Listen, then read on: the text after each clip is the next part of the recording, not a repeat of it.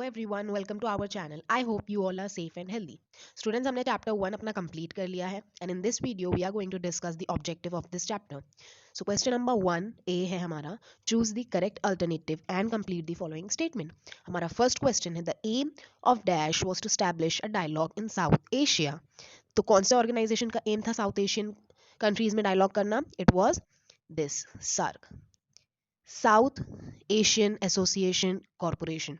Catalonia wants independence from Spain. Question number 1 का B है, state the appropriate concept for the given statement.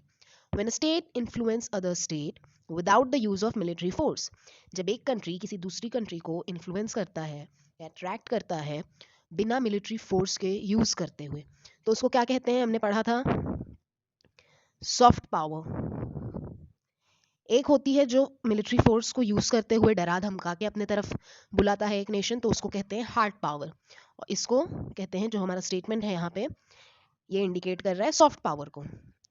Next question है हमारा, a state with a leading position in international politics with abilities to influence global politics and fulfil its own interest. तो इसका आंसर है students super power. ऐसा nation, ऐसा state जो हमेशा लीडिंग पोजीशन में रहता है, ग्लोबलाइज, जो हमेशा लीडिंग पोजीशन में रहता है इंटरनेशनल पॉलिटिक्स में, और जिसके पास ये ताकत भी है कि वो ग्लोबल पॉलिटिक्स को भी इन्फ्लुएंस कर सकता है और अपनी डिमांड्स, अपने इंटरेस्ट को फुलफिल कर सकता है, तो वो है हमारा। नेक्स्ट है हमारा कंप्लीट। दो कंसेप्ट मैप्ड है यहाँ पे। फर्स्ट है BIMSTEC कंट्रीज। तो ये एक ऑर्गेनाइजेशन का शॉर्ट फॉर्म है। इसका फुल फॉर्म क्या है स्टूडेंट्स? जल्दी से जाइए कमेंट सेक्शन में लिखिए और मुझे बताइए, हम पढ़ चुके हैं इसे।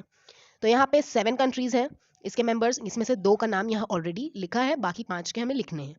So let's start. Nepal, Bhutan, Thailand, Sri Lanka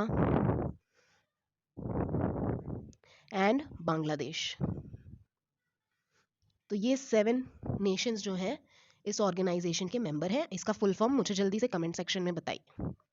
second है हमारा शंघाई कॉरपोरेशन ऑर्गेनाइजेशन फाउंडर्स। तो शंघाई कॉरपोरेशन के फाउंडर्स नेशन जो है उसके नाम यहाँ हमें मेंशन करने हैं। 6 नेम्स हैं, China, Russia, Uzbekistan, Tajikistan, Kazakhstan and Kyrgyzstan.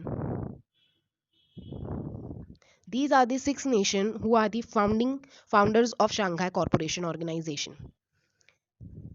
Next question है हमारा, observe the map in textbook and answer the following question. तो first question है, name any 4 countries in the Schengen area. Page number 10। Page number 10 पे हमारा जो map है Schengen area का, चलते हैं उस पे, और उसमें से कोई भी 4 कंट्रीज जो आपको मेंशन करना है यहाँ पे आप मेंशन कर दीजिए।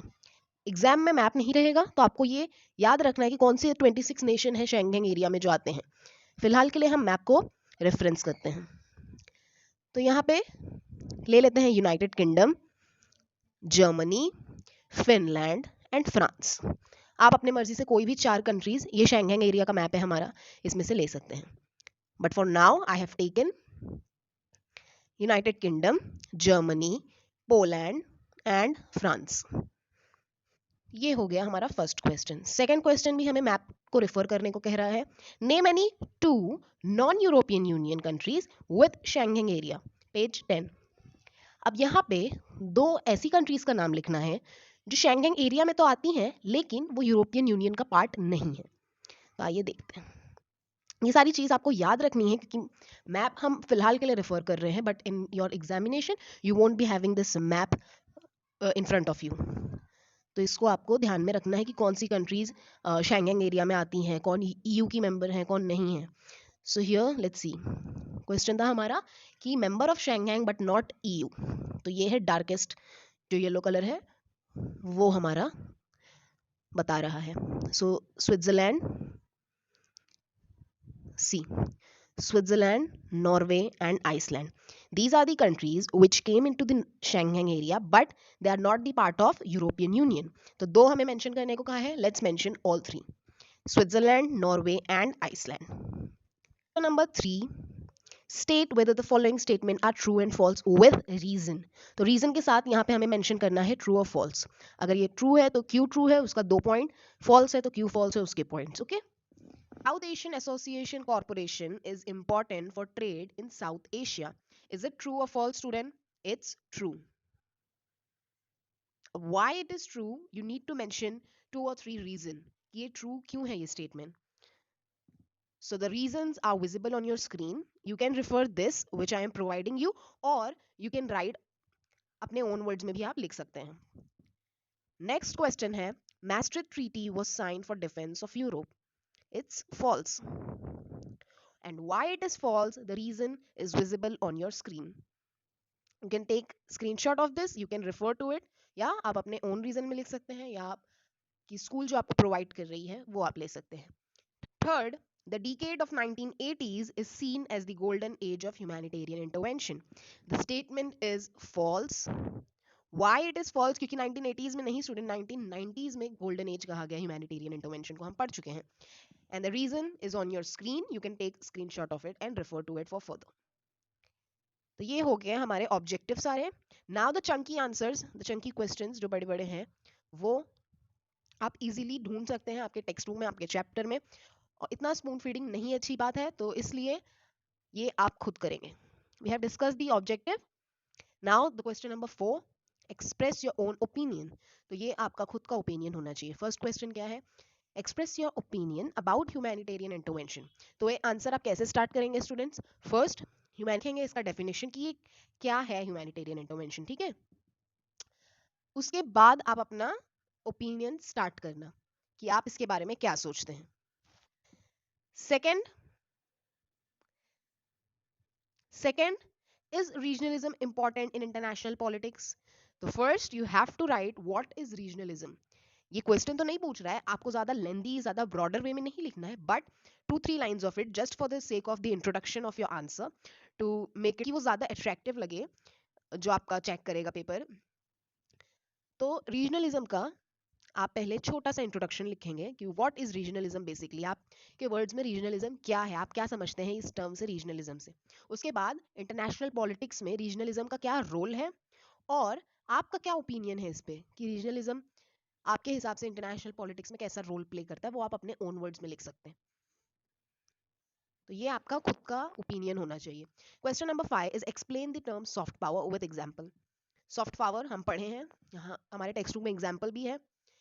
यूएसए का internet exchange programmes and food chains, ये उसकी सॉफ्ट पावर के कुछ एग्जांपल्स हैं. तो ये आप अच्छे से अपने टेक्स्ट बुक से ही ढूंढ के लिख सकते हैं.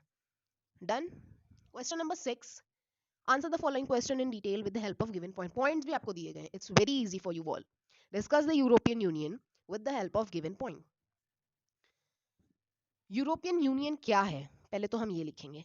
जो यूरोपियन यूनियन का पैराग्राफ है ऊपर पूरा, जो हम पढ़ रहे थे ऑर्गेनाइजेशन, उसमें यूरोपियन यूनियन भी आया था, है ना. तो पहले तो यूरोपियन यूनियन के पैराग्राफ से आप कुछ पॉइंट्स लेंगे. ये कैसे स्टार्ट हुआ, कैसे बना, उसमें क्या क्या था, किस ईयर में, वो पूरा लिखने के बाद जो इंट्रोडक्शन हो गया वो आपके आंसर का. उसके बाद you have to get into the points. ये नहीं कि आपको पॉइंट दे दिया गया तो क्वेश्चन के बाद डायरेक्ट आपने आंसर डाला, फर्स्ट हिस्ट्री यूरोपियन कमीशन, नहीं. पहले आप अपने ओन वर्ड्स में उसका इंट्रोडक्शन लिखेंगे, उसके बाद हिस्ट्री का सब हेडिंग डाल के आप उसकी हिस्ट्री बताएंगे, फिर उसके कमीशंस बताएंगे, फिर उसके पार्लियामेंट के बारे में. लेफ्ट हैंड साइड में आपके ऊपर वाले पेज में पूरा दिया गया है, you can refer to it. European council, European court of justice की कौन है अभी प्रेजेंट, उसका हेड, कहाँ पे इसका हेडक्वार्टर लोकेटेड है, किस ईयर में ये बना है. तो ये सारी डिटेल्स आपको इस पॉइंट्स में लिखनी है. Last is a activity question. ये आपका वो एक्सरसाइज नहीं है, but you can still find out it कि इंडिया ने क्या रोल प्ले किया है in BRICS organisation. BRICS is 4-5 country को मिला के जो बना है, हम पढ़ चुके हैं students. It's Brazil, Russia, India, China and South Africa. तो इंडिया का क्या रोल रहा है इसमें, ये आपको फाइंड आउट करना. This note we have completed our chapter 1. From the next video, we will be covering our chapter 2. Stay tuned and see you in the next video. Take care.